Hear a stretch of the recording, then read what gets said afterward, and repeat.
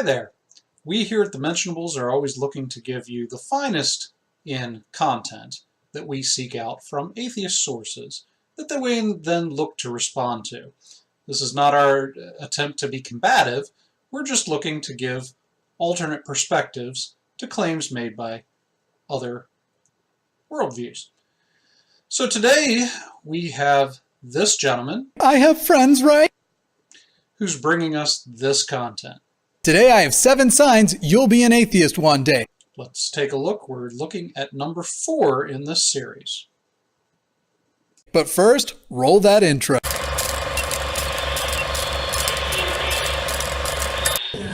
Okay, we are live.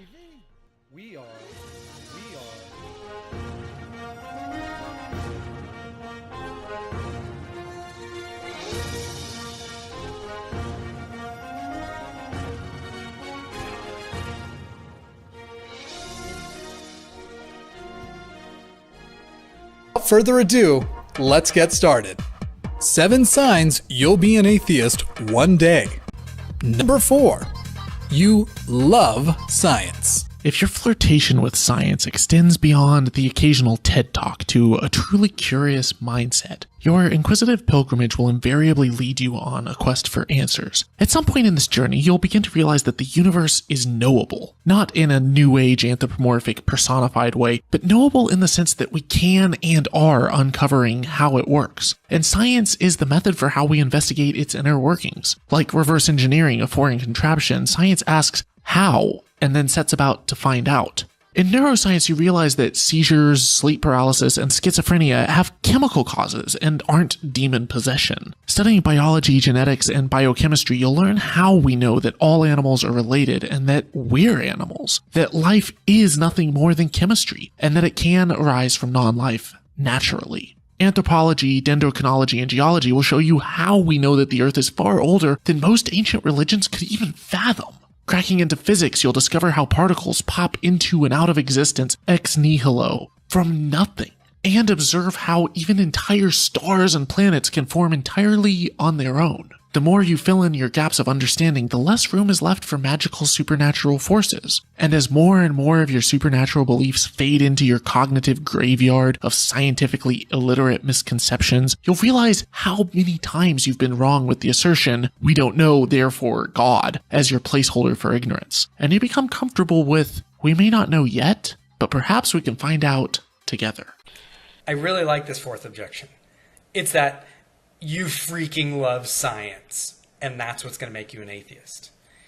Okay, I love science. I mean, I freaking love science. I'm not well studied in it since, well, I'm just limited on time and can't read everything I want, but I absolutely love it. I read as much as I can with the time that I have. I read the philosophy of science and cosmology. I read astronomy books. I love the Discovery Channel, the National Geographic. Anytime I can watch Blue Planet, how it's made, anything like that, I love doing it. One of my favorite books of all time is Lee Smolin's The Trouble with Physics, where he shows some radical and fundamental problems with the way we are currently thinking about physics and cosmology, specifically around things around string theory. It always makes me laugh when people who claim to love science are also so blissfully unaware about some of the disagreements or even the most fundamental issues of science among the leading experts and will be unflinchingly dogmatic. They'll try to counter the Kalam argument, for example, by unquestionably affirming things like quantum indeterminacy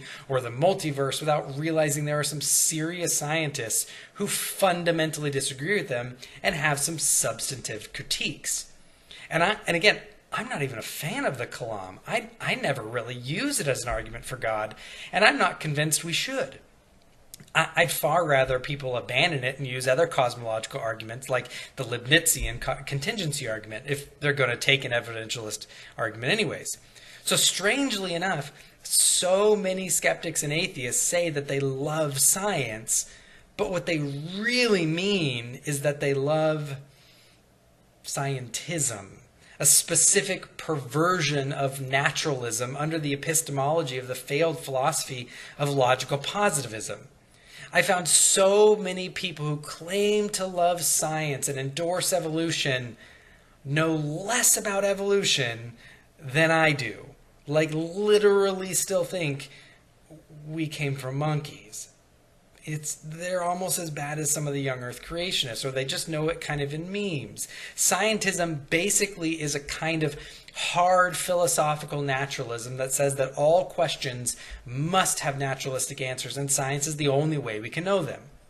Well, ask yourself, do they know that claim by empirical science? What lab did they verify it in? Can they show the studies that proved it in peer-reviewed academic literature? No, they can't. In fact, the scientism of the online atheistic community is resoundingly rejected precisely because everyone has known since the mid-20th century that logical positivism fails as an epistemology. It's like not even surprising. We know that science cannot answer most kinds of questions. In fact, to be honest, and I say this because I love science, it shouldn't try to answer those questions. One of the things that makes science so great is precisely that it radically limits its scope to things that are repeatable, empirically testable, and quantifiable. That's a little simplistic of me to put it that way, but it makes the point. Science is great at telling us about the natural and normative workings of the universe. It cannot answer questions or meta questions about the natural workings of the universe. We have other means to answer those questions. Now, for more on this, I recommend the work of those like Thomas Nagel, Michael Roos, Massimo Pigliocci, by the way, who are all atheists, Lawrence Principe, and others. This is not a Christian or a theistic criticism. This is a criticism of scientism by pretty much everyone of all worldviews outside of the online infidel community. Now, he also makes weird statements like that we know that people have schizophrenia and epilepsy and other conditions that we know are not demon-possessed. Okay, great. I agree. So what? The Bible just says some people were demon-possessed, and typically when Jesus exorcised them, they had demonic conversations. They were not people suffering from the medical conditions listed. The Bible doesn't claim that all people with seizures are demon-possessed, for example, either. This betrays a certain understanding of the Bible that many of us, most of us, almost all of us Christians, would reject. That whatever the Bible describes, it prescribes. That whatever shows up in a narrative, the Bible somehow prescribes it for the believer or presents it as universally normal. In fact, many people think that the worldview of the Bible was that the world was just littered with miracles, that we know that now we know that dead men stay dead, but they didn't know that back then, and they were just all ignorant Luddites. Look, they knew that dead people stayed dead. That's what made it such a life-changing miracle for them when it happened. They weren't just like, oh, another guy rose from the dead again, whatever. I mean, it doesn't mean that anyone who believes the Bible needs to think that dead people are going to rise from the dead all the time, every day.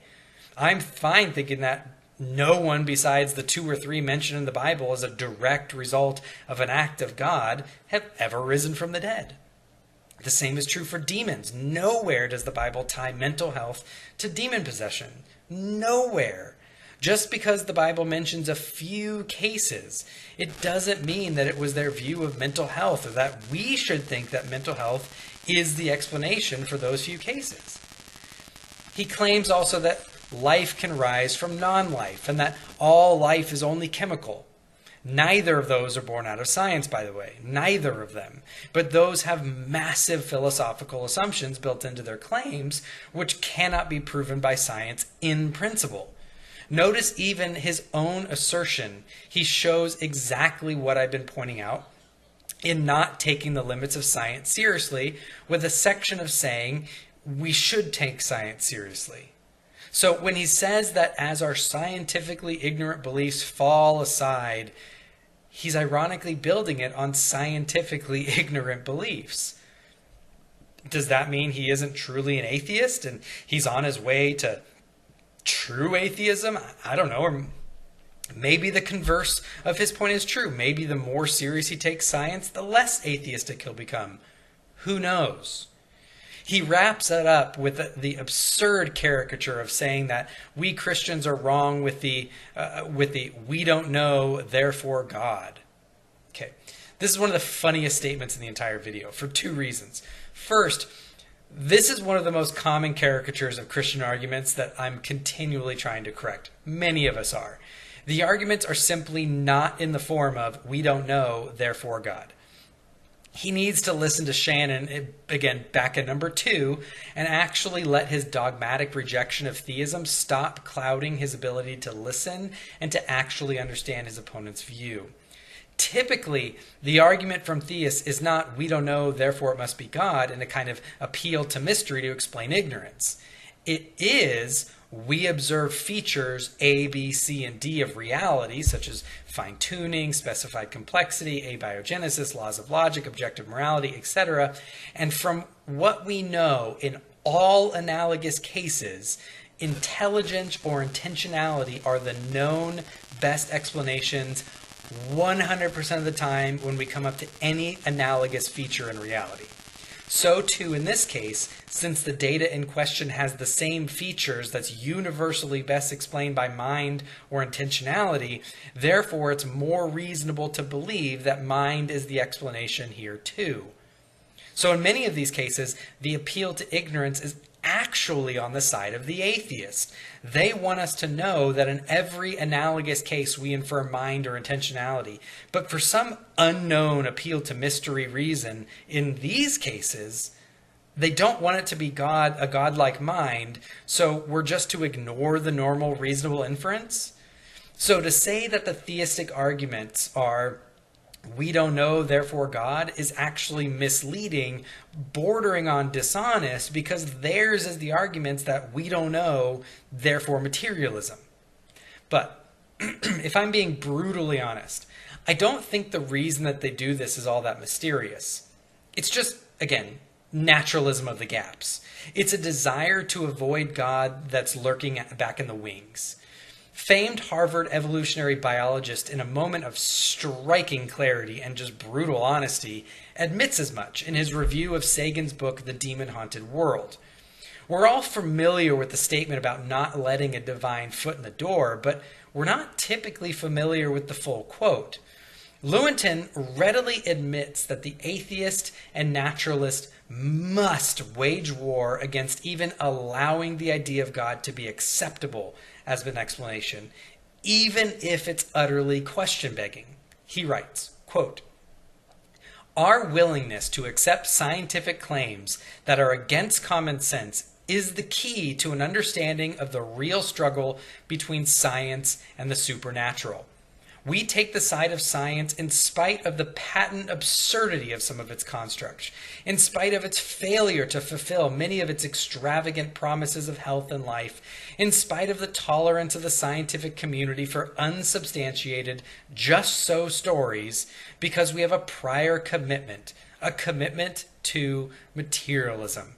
It's not that the methods and institutions of science somehow compel us to accept a material explanation of the phenomenal world, but on the contrary, that we are forced by our a priori adherence to material causes to create an apparatus of investigation and a set of concepts that produce material explanations, no matter how counterintuitive, no matter how mystifying to the uninitiated. Moreover, that materialism is absolute, for we cannot allow a divine foot in the door." End quote.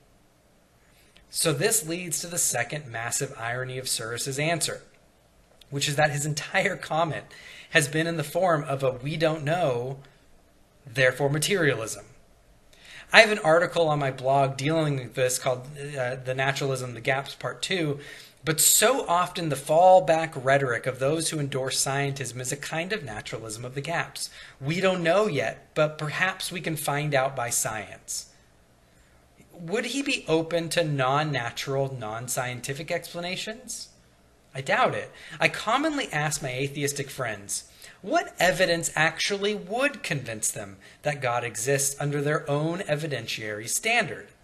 But before they answer, I remind them that they affirm that any natural explanation is intrinsically more plausible than any supernatural one. So they need to explain why God would be a better explanation on their view of evidence and of naturalism, why he would be a better explanation than the multiverse, quantum weirdness, aliens, hallucinations, delusions, that our minds are just pattern-seeking machines that form patterns whatever we see in the world, that information can come about randomly, that we're a computer simulation, that I've been drugged and I'm being induced to think what I think. And how about the good old, I don't know, but hopefully science will find out one day? Because admitting that you don't know is better than believing in a sky daddy, right? Typically, what we find is that they cannot actually give any evidence that would convince them of a God that they couldn't more easily answer with any of those things I've listed above. Not their name in the stars, not God's name on every atom, not any vision or any type of experience. What they have is an unfalsifiable epistemology that has as its core naturalism of the gaps. We don't know what it is, but any naturalistic explanation will do. This means that the only ones employing an X of the gaps, a we don't know, therefore X is probably true kind of explanation, are the atheistic naturalists. So this all reminds me of a toy collector with a vintage toys that he loves so much that he leaves them in the box. Apparently, the online atheist loves science and reason so much that they don't really ever use either of them. This fourth supposed sign that you're on your way down the road to atheism is that you love science. Yes, science. Which is kind of a weird thing because, hello, Christians invented science. So that's kind of, I'm not really sure how that would follow. Now, what we get in this video is actually based on, not a love for science, but his misunderstanding and application of two, long refuted canards, I would even say, of scientism and God of the gaps. Okay, now, despite all the things that he goes on this laundry list of allegations to say, science has proven this. Actually, it hasn't. That's a misunderstanding of how science works. And so I'm not really sure how love of science is going to get you to discard religion. Based on his thinking, though, what you have is what's called scientism. That science is going to give us all the answers. Science is the arbiter of truth. That science is the gateway. Science is the standard by which we determine what is real and what is true. Well, the problem with that is it's self-refuting. Science itself cannot be scientifically proven. That statement that science is how we find truth cannot be determined true through science. Hey, you know what? There's lots of other things. Mathematics cannot be scientifically proven. The laws of logic cannot be discovered by science. The fact that your senses are reliable cannot be determined through science. Right? The fact that the universe exists at all, and we're not just brains in a vat or living in the matrix, right, cannot be determined by science.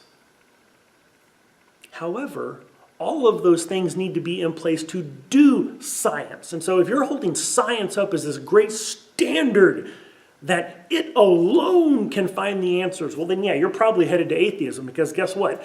The truth of reality is not contained only within science. And so if all you're doing is looking through that one little hole, you're missing all this other stuff about life. So yeah, okay, if you're ignoring everything else about life and just focused on the limited amount of information science can give you, okay, you might start to disbelieve all this other stuff about reality. However, he also throws in this God of the gaps. Okay, about how as we grow in knowledge, that the area, the space in reality that God occupies in our thinking gets smaller and smaller and smaller. This idea that we just say, I don't know what that is, therefore God must have done it. Some people might hold that idea. I don't know anybody, but someone somewhere probably does. But that's not what Christianity is. See, if you're walking through life holding those ideas, yeah, okay, fine. You might become an atheist. But Christianity is actually, hey, we have evidence, right? That hey, look, God exists. The Bible's real. right? I mean, we have this evidence, we have the historical evidence, the philosophical evidence, we have all sorts of things that add up to show us the truth of Christianity. It's not a God of the gaps. We're not looking at the gaps, we're looking at everything and going, it points to God.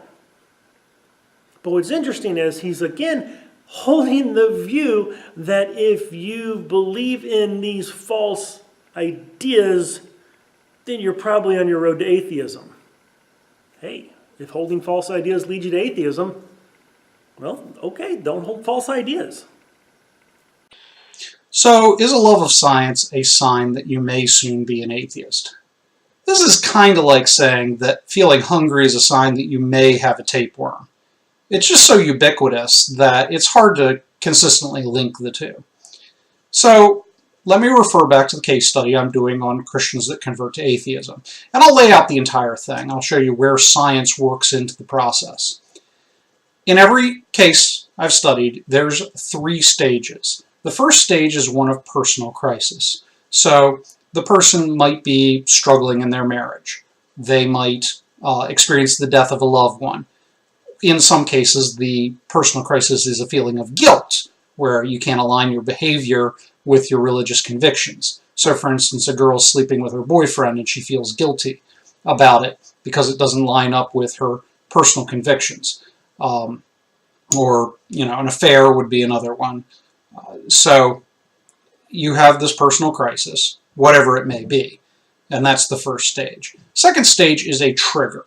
The trigger is some kind of specific question you can't line up with your belief system. So, for instance, we talked about Bart Ehrman in a previous episode. His trigger was a mentor saying that perhaps he wouldn't be able to harmonize the Gospels because there was an error, and this is not something he could tolerate because he comes from this background of rigid inflexibility in terms of inerrancy.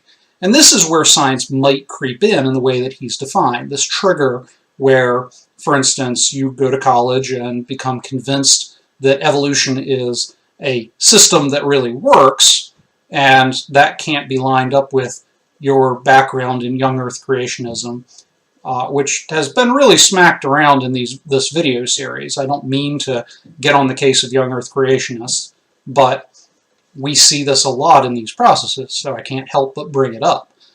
At any rate, there's a trigger, and that's one area in which science may factor in, but you have to have that background of personal crisis for the trigger to really impact you. After the trigger, there's a period of tinkering, which I've mentioned before. During the tinkering period, you're shifting your position and you're looking for ways to alter your doctrine to fit in all of these things that aren't compatible with your belief system. And that's another area in which I've seen science creep into these things. In multiple cases, the person cites exactly what this gentleman's talking about, where science disproves this about their belief system, science disproves that about their belief system, and so that's part of the tinkering process. At the end of the tinkering process, the person kind of wakes up one day and realizes they don't believe in anymore. This is an area where science most often creeps in these cases, where now they don't have this religious conviction anymore, and in a lot of cases, I would say in most cases, they start pursuing an interest in science as kind of a replacement for their faith system. So that's how it plays out. That's how science creeps in. But consider what I've said. The love of science is not something which would itself be indicative of a conversion to atheism. It's just something that may creep in one of the stages that I've mentioned. All right, having said that, I have also done a case study of atheists that became Christians. It's interesting because in almost all of the cases, the atheists were very well educated. They had usually had higher education. The highest percentage of them had. One of them was an astrophysicist, Sarah Sylviander, and one of the things she cites as being part of her interest in theism was this idea, like this gentleman said in the video, that the universe was knowable. Now, how is that? Well, she cites Einstein, who said that the most incomprehensible thing about the universe was that it was comprehensible. This idea of, how is it with my limited intellect, am I capable of looking at the world around me and comprehending it? How do I understand the world around me? What is it about our consciousness and our self-awareness that allows us to grasp reality and come to understand it? And so this is something, the idea of consciousness, the arrival of consciousness and intelligence and self-awareness, that has convinced a lot of people. It's an argument used for the existence of God. And at least one case I've studied, it's been a convincing argument. So in a lot of ways, this could be turned around to be evidence for Christianity. So then he goes on to essentially lay out the God of the Gaps argument. The God of the Gaps argument works like this. There are certain things we don't know about the universe, like how life came to be, or how the universe came to be out of nothing, and so forth.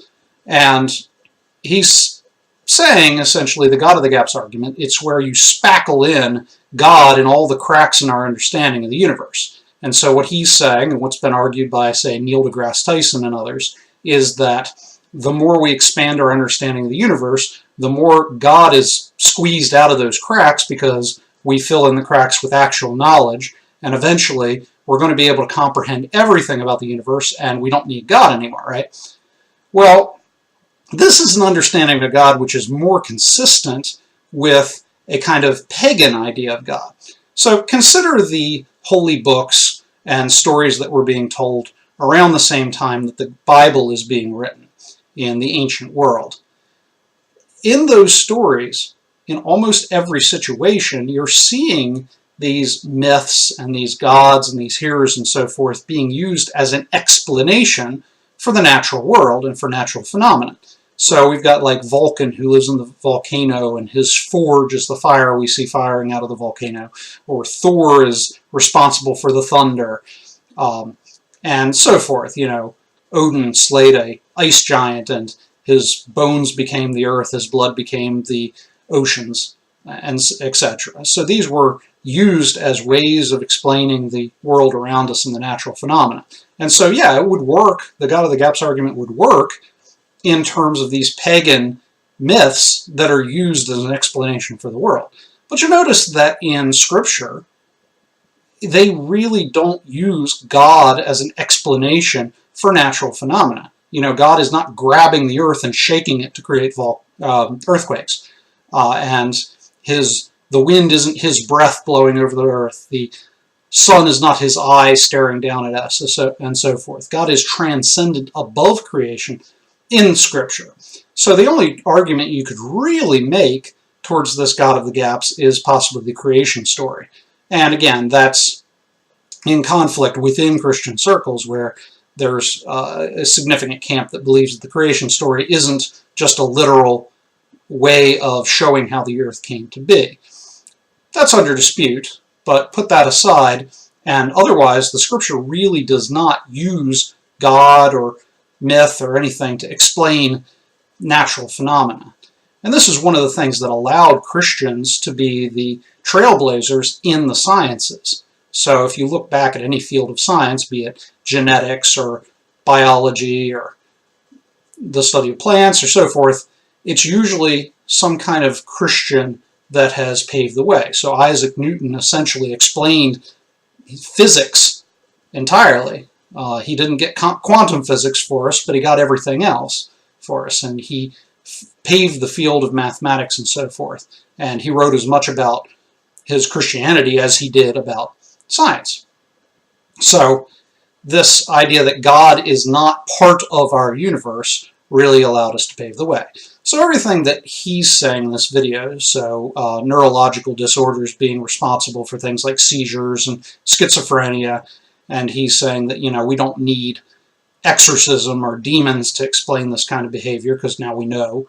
And, you know, particles pop into existence ex nihilo, so the universe, you know, we know a mechanism by which things come to be out of nothing. Therefore, there's probably a mechanism by which the entire universe came to be out of nothing. And, you know, he says that we know how life can come about from non-life. That's iffy, because I haven't seen anything that could explain that. I've seen theories, but they're very fringe and they don't explain much. At any rate, let's say that there is a way of getting life from non-life. The point is here that just because we're able to explain how something happens, it doesn't mean that God can't be behind that. It doesn't mean that a fully formed mechanism that is functional in and of itself can't also have a designer. A car is capable of running by itself, a clock is capable of running by itself, but it was still designed and put together by something. And in the case of the universe, the fact that there are consistent rules that govern the universe, well, rules might indicate that there was an intelligence behind it. Again, I go back to Sarah Sylviander, who was saying that, the fact that the universe is knowable and quantifiable indicates some kind of intelligence behind it. So this is not a disprover of the Christian God. It may be a disprover of certain ideas about the Christian God, but it definitely doesn't shoot him down. Just a quick addendum to my answer. Sometimes the trigger is the crisis, a crisis of faith, if you will, but typically there's an extenuating crisis beyond just the crisis of faith. Okay, so in this episode of Reasons for Being an Atheist, we're going to deal with what is set up as the incompatibility of religion and science. It even goes so far as to imply that a love of science will make you give up religion. Holy Kool-Aid goes on in this video to say that science is the method for knowing the universe. I think that's a fair enough point. But if science is the method for knowing the universe, does that make it the only method for knowing what's true about reality? You see, the scientific method is actually based in philosophy. Without philosophy, we wouldn't get to the scientific method. So we actually have some additional methods for studying reality that go beyond the realm of purely empirical science. He proceeds to make a number of interesting remarks that are really poor examples for proving his point. For example, life is just chemistry. We actually have another significant philosophical problem here when it comes to determining how consciousness came from chemistry. Now, next he goes on to say, we know that life can come from non-life. Actually, all the experiments to test the abiogenesis hypothesis have fallen drastically short of backing up the theory. He continues by explaining that if the earth were old, it contradicts practically all religions. However, for most Christians, this isn't really a contradiction, as there is room in the Bible for explaining a 13.5 billion year old universe or 4 billion year old Earth. He also claims in the video that particles come into existence ex nihilo, from nothing. This, of course, has some issues of its own as well, because most of the current theories of quantum mechanics actually have these appearances of particles attributed to quantum fluctuations and/or vacuums. Vacuums and fluctuations are not exactly nothing. So he finishes up by saying that religions are scientifically illiterate, and thereby religious people are often scientifically illiterate. This may be true for some religions. However, Christianity offers a worldview that goes hand in hand with the scientific method. If you're open to considering a God who uses both language and nature to share an understanding of reality with you.